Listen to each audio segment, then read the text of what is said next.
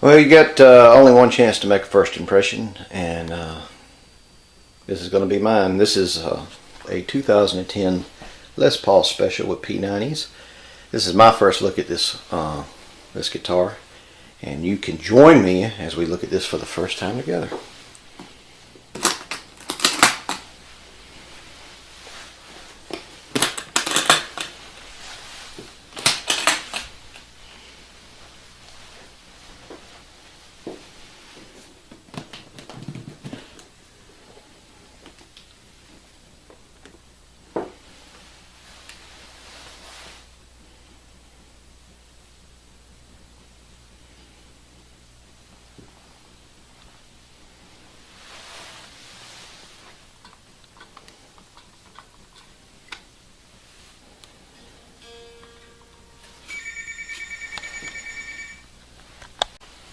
Welcome back to the video. Phone was ringing. This pickup was really loose coming out of the chute. It looks like the screws were backed off. Looks like somebody installed that pickup pretty quick.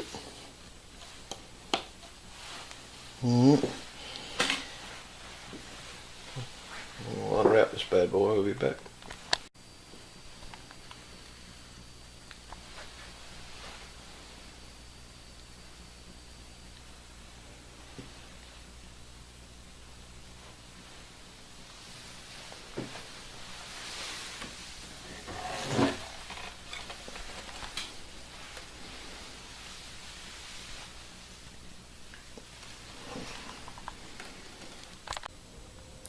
Now let's take a closer look at this beautiful instrument.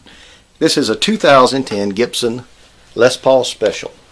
Now if you'll notice on this particular Les Paul Special, it says Les Paul Model. Some of them say model, some of them say special.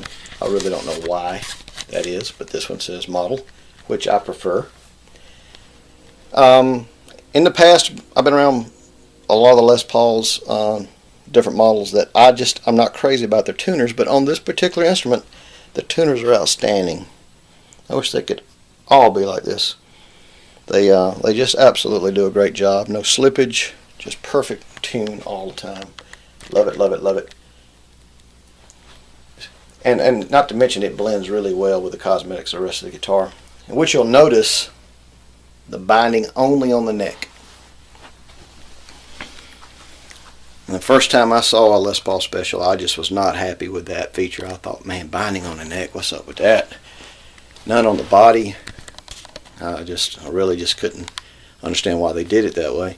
And then you kind of realize that's the way they've always done it. This is not something new that they're cutting off, you know, trying to save money. This is the way the specials always really were. I have seen some models over the years that claim to be specials without the binding around the neck. I'm not sure why. Don't know if that was a special order. But on this particular instrument, I think it looks phenomenal with just the binding on the neck. It blends really, really well. Traditional looks, and just sounds amazing. More and more respect as I get older of these bridges that never get old. They intonate great. And the thing I love about this particular Gibson is that bridge is all the way down on the neck. Look how low that is. And that may have something to do with this guitar never really getting out of tune. It's just right there on the wood. And I'll be honest with you, I've only seen Carvin do that in the last few years.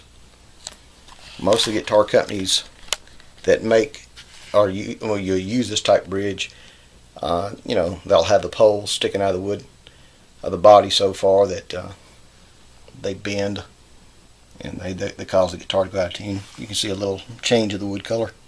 You got a lighter, a little bit darker. Gives a lot of character. Really looks good against those black knobs, black pickguard. The great thing about the P90s too, I've never had a guitar with P90s until this one came along, is that when you're in this middle position, I don't know if you've got a P90, you know what I'm talking about. You can really blend just about any humbucker sound you want.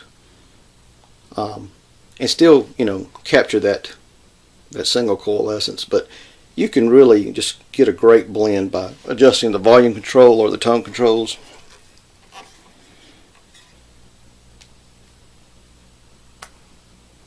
Well, there you go. This particular Les Paul Special is absolutely gorgeous. And I'm pretty convinced it's walnut. When I first saw it, I thought it was mahogany. But I've been around mahogany a long time, and I just don't think this particular one is mahogany. I didn't buy it new. And the guy I bought it from swore up and down it was mahogany. But I'm telling you, this is walnut. Can't prove it without calling Gibson to get the serial numbers ran. Maybe I'll do that one of these days. But I'm pretty sure that's walnut. Well, that's a look at 2010 Gibson Les Paul Special. If you haven't ever had a chance to play one of these things, you really need to take the opportunity to find somebody who's got one, sit down and jam on it. It's a remarkable instrument. Thanks for watching. Stay tuned.